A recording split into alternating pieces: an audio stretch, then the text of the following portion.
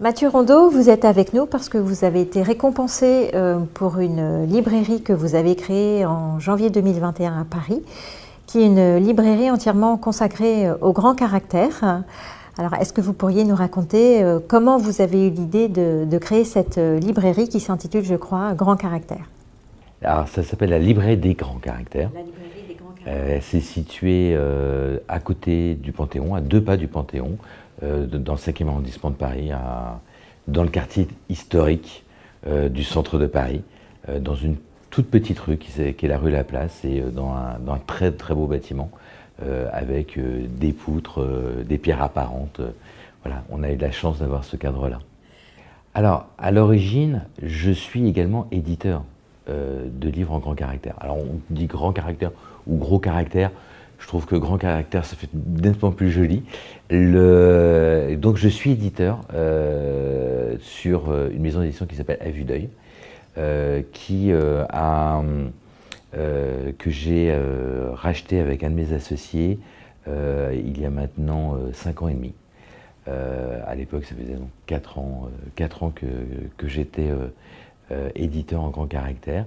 Et on a eu l'intime conviction que les gens avaient besoin d'aller en librairie, d'être confrontés de nouveau aux livres physiques, de pouvoir les toucher, de pouvoir lire une 4e de couverture, d'être là à travers des livres et de pouvoir regarder les nouveautés, les différents genres et papillonner comme dans n'importe quelle librairie, alors qu'ils ont un handicap, qui est un handicap invisible que très peu de gens voient, mais il y en a beaucoup plus qu'on ne pense, qui est la malvoyance.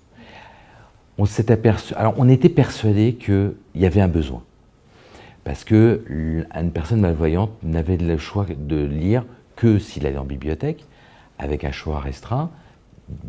Quelques librairies en France avaient des rayons qui étaient très très restreints, et l'offre globale n'existait pas. L'offre globale, elle n'existait que sur Internet. Or, une personne malvoyante et Internet, c'était un petit peu compliqué. Puis également, ils ne savaient pas ce que c'était réellement le grand caractère. Parce que le grand caractère, c'est pas juste un agrandissement, c'est pas une police qu'on agrandit. On ne prend pas n'importe quel livre, on la met à la photocopieuse et on dit voilà, ça devient du grand caractère.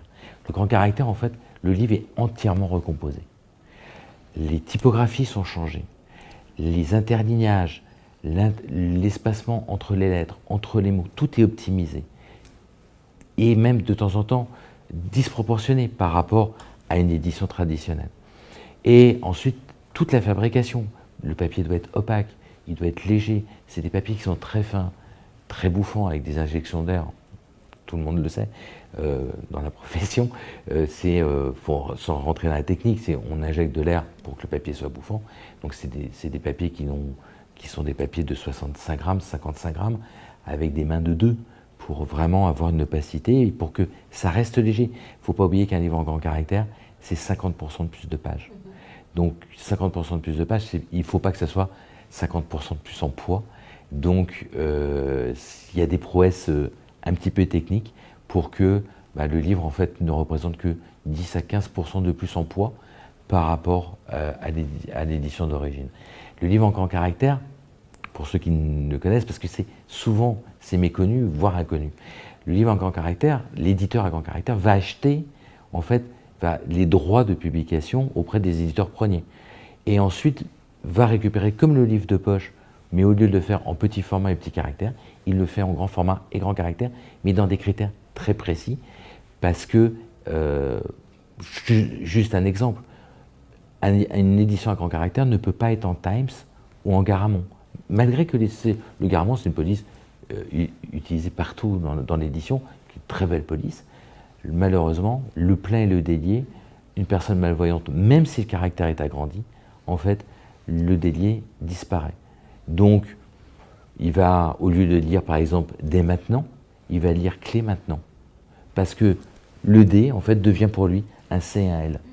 Donc, il peut confondre un E avec un C. Enfin, c'est à chaque fois plein de problèmes en fait pour une personne malvoyante. Donc c'est à l'origine, voilà, on savait qu'il y avait un besoin, on savait que les lecteurs étaient là, qu'ils avaient une envie, et en fait on s'est aperçu que c'était ce qu'on pensait être ce besoin, en fait on l'avait totalement sous-estimé. C'est le besoin, il est énorme, et je peux vous dire qu'une chose, c'est qu'en fait c'est la première fois de ma vie où j'ai l'impression d'être utile.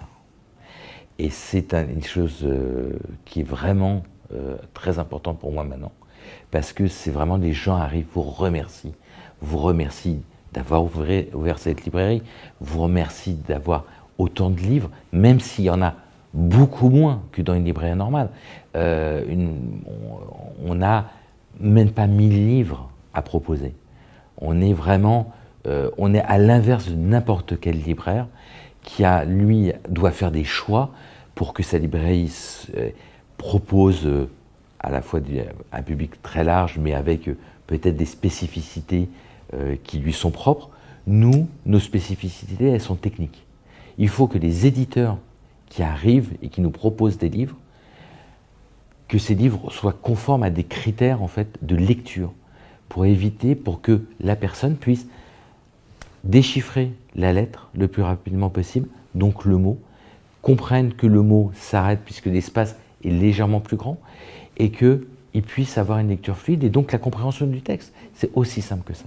Il faut que la personne puisse, pour rentrer dans un texte, il faut qu'il y ait une lecture fluide. Si on annonce mot à mot, on perd le sens de la phrase, on perd le sens du texte. Et donc on abandonne. Voilà. Et donc là, c'est vraiment ce critère technique de lecture qui est notre critère unique, en fait. Pour le moment, je rêverais d'avoir 6000 livres à proposer et que je puisse faire ma sélection en disant non, ça j'aime moins, tel auteur, c'est pas tout à fait ce que j'aime, etc. Non, pour le moment, je prends tout.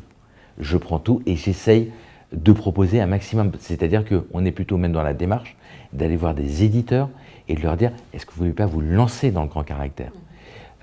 Alors, ce n'est pas des grands éditeurs, parce que les grands éditeurs eux-mêmes vendent donc, aux éditeurs spécialisés, mais c'est des petits éditeurs qui sont par exemple des éditeurs, je n'avais pas de livre de spiritualité. J'ai un tout petit éditeur qui m'a appelé et qui m'a dit voilà, je voudrais proposer des livres sur la spiritualité. Donc là, il a commencé avec un, et donc on l'a aidé à faire ce livre pour qu'il nous a envoyé les premières épreuves. On a fait même pas des tests parce qu'on voyait ce qu'on arrivait à lire et ce qui était dans nos critères. Et donc en fait, c'est vraiment voilà, on va pousser à ça. Vous avez les éditions Palémon, qui est un éditeur breton qui fait du polar et qui a une auteure qui est malvoyante, qui s'appelle Aline Duret. Et elle a expliqué à Palémon que son handicap. Et la directrice de Palémon nous a contactés. Voilà, et elle propose maintenant 8 livres et elle a un programme sur plusieurs années où elle se lance dedans. Donc c'est pas des gros éditeurs, c'est des petits éditeurs qui vont faire eux-mêmes leurs livres. Il y a Passiflore également dans le sud-ouest qui au départ avait commencé des grands caractères. On leur a expliqué qu'en fait ils s'étaient trompés en fait dans la technique. Ils ont réajusté le tir. Leur dernier livre en fait est disponible à la librairie parce que en fait voilà, ils rentrent dans les critères. C'est vraiment en fait quand j'expliquais tout à l'heure la typographie. La typographie en fait est essentielle. On parlait du Garamond, mais vraiment dès que la typographie se touche, dès qu'elle a des pleins déliés, les patins, etc. Ça apporte plein de problèmes en fait au décryptage en fait de la lettre, et donc en fait il faut le bannir. Donc vous avez des éditeurs qui ont utilisé de l'Arial, de l'Helvetica, du Museo, etc., pour faire leurs livres. Et vous avez une typographie qui est sortie il y a maintenant 2 ans, qui s'appelle la typographie Luciole, qui a été développée avec un studio qui s'appelle typographie.fr et l'université de Lyon 2, l'université Louis Lumière. Et ils ont développé en fait en 2 ans, de mémoire, ou 4 ans, je ne sais plus, cette typographie-là, qui est une typographie pour malvoyants. Et au fur et à mesure, les éditeurs maintenant s'y mettent. Et c'est vraiment important, c'est-à-dire un livre en grand caractère qui est mal fait, c'est retirer ce titre à la personne malvoyante. Parce que l'éditeur pense à juste titre qu'il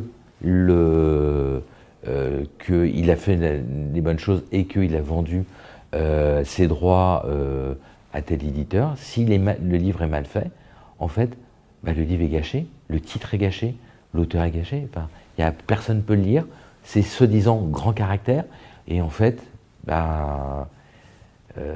reste dans les rayonnages des bibliothèques et des libraires, avec même pire que ça, des gens, et moi je le vois dans la librairie, malvoyants qui arrivent en me disant « je n'arrive plus à lire même le grand caractère, sauvez-moi, qu'est-ce que vous pouvez faire pour moi ?»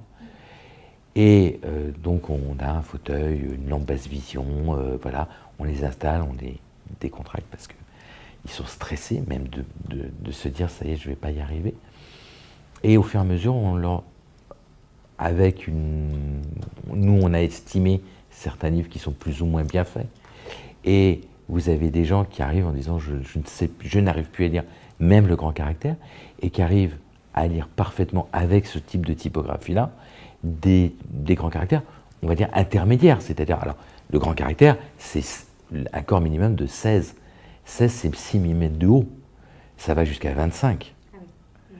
Ce qui fait plus d'1 centimètre. C'est vraiment, vous avez des livres, quand je vous dis c'est 50% de plus de pages, c'est des vrais pavés. Surtout avec des papiers bouffants, ça devient d'autant plus des pavés. Et c'est vraiment et donc les gens viennent et vont pouvoir lire. Et après repartent quasiment avec une petite note en disant j'arrive à lire à partir de tel caractère. Et donc à partir de là, ils vont même, pour les personnes âgées, dire à leurs enfants, si vous voulez m'acheter des livres, c'est à partir de tel corps, parce qu'ils savent qu'ils arriveront à le lire. Voilà. Merci beaucoup. Le sujet est passionnant, mais le temps file vite. Merci à vous et surtout bonne continuation dans votre librairie qui, j'espère, va continuer à grossir. Mais je vous en prie, merci beaucoup.